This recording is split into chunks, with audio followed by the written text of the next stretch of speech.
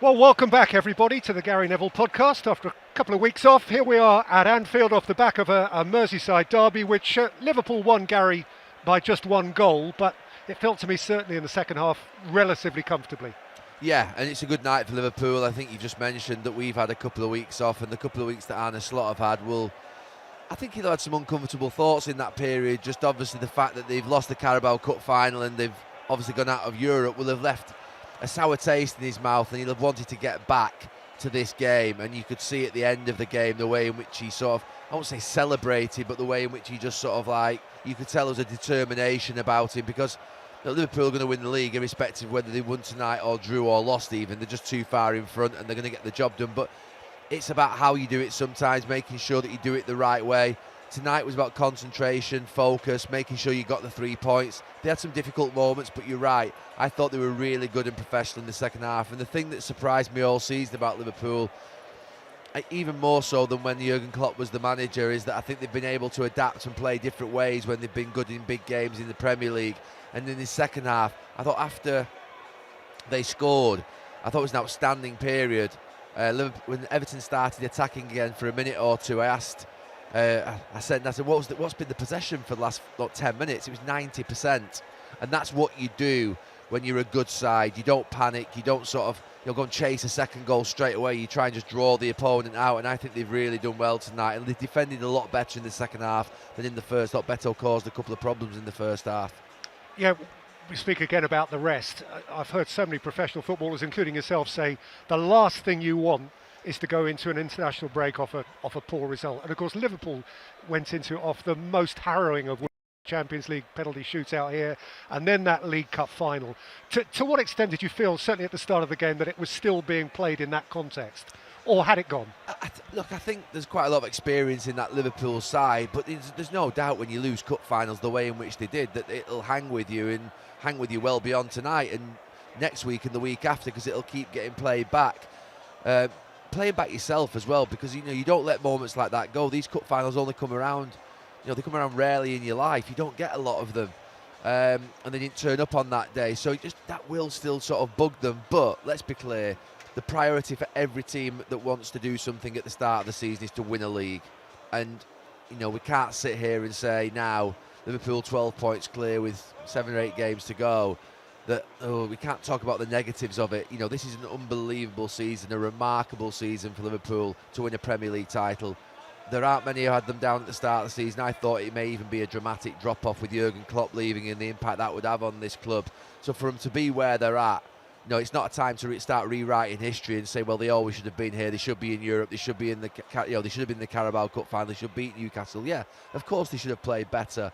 But now I think it's about the running. We're definitely on that running. We're into April, and they're going to be celebrating a league title here, 20th league title, painfully for me, quite quickly, because tonight was important. They were going to get over the line, but it's how quickly they were going to get over the line. And the last time Liverpool won the league title, obviously they didn't have fans in this stadium. So, it's going to be good in this next few weeks for Liverpool fans, for Arne Slot. And he'll know tonight that in that dressing room, there'll be a serious sort of concentration and focus about finishing this job off and doing it right. Having acknowledged that Liverpool were comfortably, statistically, the strongest side, it actually is, like so many football matches are, one of those that could have been different. Beto hits the post, Beto marginally offside. Yeah. Everton actually started the game quite well. Yeah, I think the first half, if you're David Moyes, you want the goal because you're going to get 1 or 2 moments in the match. That's how it works. You get a one-on-one with the goalkeeper, you've got to take that chance. And in the first half, he had 2 Beto. One of them, he was obviously just a whisker offside. But it would have been, I think, after 20 minutes, perfect. We've sort of just quietened the crowd down. They start to get a couple of moments, and that's when you've got to take your chance. And David Moyes will have known when Beto goes through on goal that that's the big moment in the game for him, where if you get a goal in front, you've really got something to hang on to and play for. And maybe you make Liverpool make changes and the crowd get even more frustrated. So when you don't take that chance and you miss, and it was a narrow miss, he'll have been happy at half-time with the game plan, staying in the game. It's a tough ground for Everton to come to. It's a tough ground for David Moyes to come to. And it's not changed tonight. But I thought Liverpool were a lot better after half-time. I think they recognised that in the first half, they're not playing as well at the moment, Liverpool, but that can happen in the period of a season. You're never going to be brilliant all the way through. They've worked themselves into such a fantastic position that they can afford to be a little bit not quite at the best, but I would have liked them to have played with a little bit more rhythm in and around the final third. And it's not just Liverpool. I see so many teams recycling the ball round teams that are sort of playing deep and sort of getting so many people behind them. And I want to see them just push passes through into Salah's feet, into Jota's feet. I thought they did that in the second half before they scored. They just got a couple into Jota into the box. And you've just sometimes got to trust players when they're marked to have the back to players and have defenders tight to you, that they're going to handle it and they're going to sort of roll people and they're going to bring players into play. Because once you play it in, I used to do this as a fullback all the time, my first pass was always to try and get it into those sort of corridors, into Andy Cole or Dwight York, and Jota does that really well. Once you've got that pass in there, you've then got your midfield runners, you've then got your wide players can spin in. So for me, Liverpool didn't do enough of that in the first half, and in the second, when they started to do that a little bit more, they got the goal, and then they controlled the game perfectly well from a point of view of Everton, then didn't have a sniff after that. On the subject of fullbacks, maybe that being your specialist topic, a report on Curtis Jones. How did he play the position? I thought he did really well. I mean, he played it in. It was a comfortable game for him defensively. So you'd obviously say that he wasn't tested, which I think is a weakness for Everton. They should have tried to focus on him. I thought even with simple things like the long kicks, they kept playing it down the throat of Konate and Van Dijk, and sometimes they had a little bit of joy where they got it through. But even just putting things on top of him, I mean, I think he can compete. I don't think he would have wilted and sort of gone under on that, but just try and make him feel like, I think when you've got a player playing out of position, what you should try and do is pick on him. You know, bullying him is a strong word, but you know, that's what we would try and do. If you see there's a left back that's not quite a left back, or a centre back that's not quite a centre back, maybe he's a full back, then put everything on top of him, make him feel like we think he's a weakness. And they just didn't really do that, Everton. And I understand that obviously if you play the ball out to the sort of left wing, that you're never really going to cause a massive problem through the middle, but it's just sending a message to him that you're going to have to defend tonight, you're going to have to do things. And I thought Curtis Jones did really well. He's obviously really good on the ball. He's so smooth in possession, the way he handles the ball. And we saw a little clearance at the end, which I think Trent Alexander-Arnold was sort of smirking and smiling on the bench at, thinking that, you know, it's quite cheeky, that, you know what I mean? I certainly wouldn't have had that in me. I'd have probably put it out for a corner or something. Well, I wonder whether just around the edges he plays a part now in the whole right-back conversation for Liverpool, if they are going to lose Trent. Yeah. Conor Bradley feels like the natural successor, but if you've got a guy who you know in extremis can do the job, will that play a part in terms of planning? And I'm going to be quite ruthless here, Peter, answering this question. Look, there's no doubt there are games where Curtis Jones could play right back. I think he may even play Kwanzaa on Sunday at Fulham, just purely because away from home and the idea of doing a lot more defending, you're going to get a lot more pressure. But I think the idea that Curtis Jones can play full-back, I think, remains to be seen. Because if he's playing against Paris Saint-Germain or you're playing against the top teams, you will get found out if you're not competent defensively. So I know that there's a feeling in football that everyone can play right back. And you've just added to that feeling. But I'm going to push back a little bit and say that it has got a little bit more challenge when it comes to the big games and you're playing against fantastic players. So, you know, would you be able to go to the Bernabeu and play against Real Madrid, or in the big games in you know, at City away or United away even, sort of, or Tottenham away or Chelsea away? I'm not sure. I think that he may have problems. But look, he's got the physical attributes for it, and he's got the ability on the ball. It's just, has he got the concentration? Has he got the positional sense? Look, there's no doubt he can work on it. He can work at any position. But yeah, let's see. Okay, we will finish on a high and on the big picture, but I guess we have to address the James Tarkowski challenge, yeah. And the yellow rather than the red. What, with the benefit of an hour to think about it, have you come up with anything you didn't say at the time? Yeah, there's a couple of things actually I want to address. I want to address the James Tarkowski challenge, and I want to address the actual goal that Liverpool scored from a point of view that I don't. Yeah, I'll come on to it. But the challenge to start with, yeah, it probably took. First time I was like, ooh, and then second time you look at it, you think he's meant that. You know, I've made that challenge. We've all made that challenge back in the day where you sweep up the ball, you get it, you know you're there first. You know a player's committed, and you follow through, and you follow through high, basically just under knee high, sort of shin high, and you know you're going to get someone. it's back in the day, it would have been a free hit. It's what you would do: follow through, take someone with you, and everyone would say, "Oh, he got the ball," and that was it. You might not even get a yellow card. However, I think that was a bad one, and it's a challenge that James Tarkowski will know that he's very lucky to stay on the pitch. But yeah, I said at the time, there might be people at home saying he got the ball. It's his follow through, it's his natural follow through. I'm sorry, as a football player, having been there, you can decide to follow through at what height you want with your boot, and you can decide also just to withdraw if you want. As soon as you've kicked the ball, you can pull your leg away. We're all in control of these types of things, and we know full well when we're not. And that was one where he was completely in control, knew what he was doing. He's thinking, I can leave one on somebody. And he's a very lucky boy that the referee didn't see it, but he's also extremely lucky at the VAR haven't seen. I mean, I don't want to plough into VAR because the reality of it is they get ploughed into enough. But that's a shocker. It's a real shocker. They won't even have to review that when they're analysing the decisions this month. They'll just be holding their hands up and say, we got this one badly wrong. I think that's what happens sometimes when you're second-guessing yourself and you're scared of your own shadow a little bit and you start to think too much. Just see it as you would do on the pitch. See it as you would do. It's an instinct straight away. It's a red card. And no one would have complained about it, but they've obviously left with the decision with the on-field referee. The one I do want to talk about is, and it's nothing to do with the referee's decisions because it's the rule, but when Diaz was offside on the build-up to the Jota goal and it ball gets played down the channel to him and Tarkowski goes to intercept it and he has to intercept it and sort of stretch for it because Diaz is there. I don't like that one.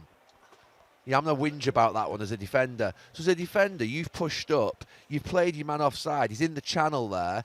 Tarkowski has to go across and play it, and he sort of stops it. And then the ball sort of then falls a little bit to, I think it falls to Idrissa Gueye maybe, and then Jota comes in. But they score from that. I think that's a definite offside. I know it's not in the rules, but for me, that's one that's a definite offside. When the ball gets played, it's a little bit like the one where there's a goal scored and there's a player stood in front of the goalkeeper. That's an offside because he's interfering with play.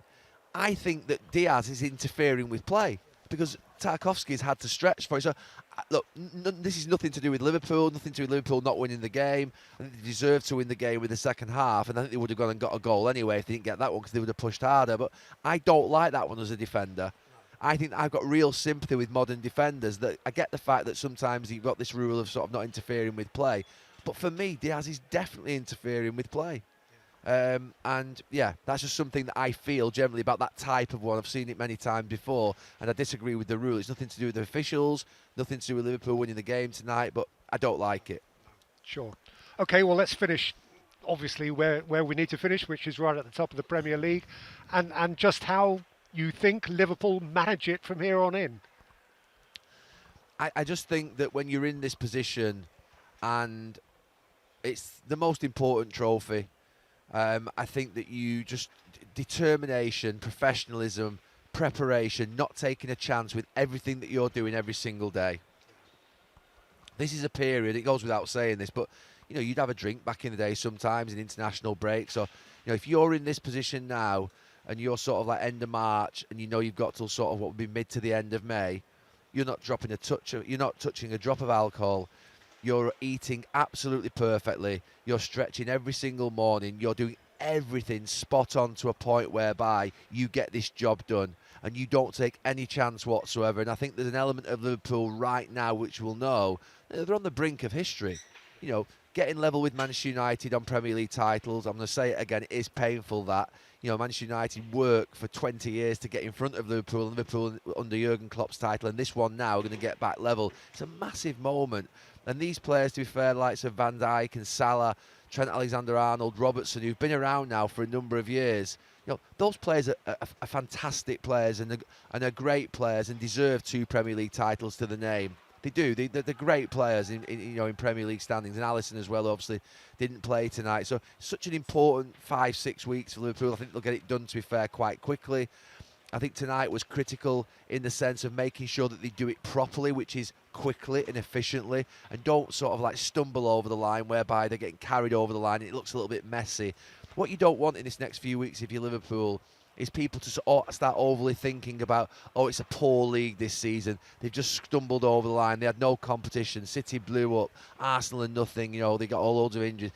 They don't want that. Now that's not going to happen here, but you just don't want that sentiment to creep in. So for Liverpool, I think it's really, no one who's won a Premier League title or not won a Premier League title who's played the game would say that. But that, you know what I mean? That's the sort of flavour that could happen if you sort of lose the Carabao Cup final, you get knocked out of Europe. That could have built. So I think tonight's a really important game for Liverpool. 1-0's are great on the way into a title, and I think they'll go and do it really professionally and sort of efficiently and do it in the next few weeks. And it's an unbelievable achievement from the manager to provide the stability and the sort of calmness and composure that he has all the way through the season has been, I mean, astounding, really. Under great pressure at times when being asked around the 3 players that are out of contract at the end of the season.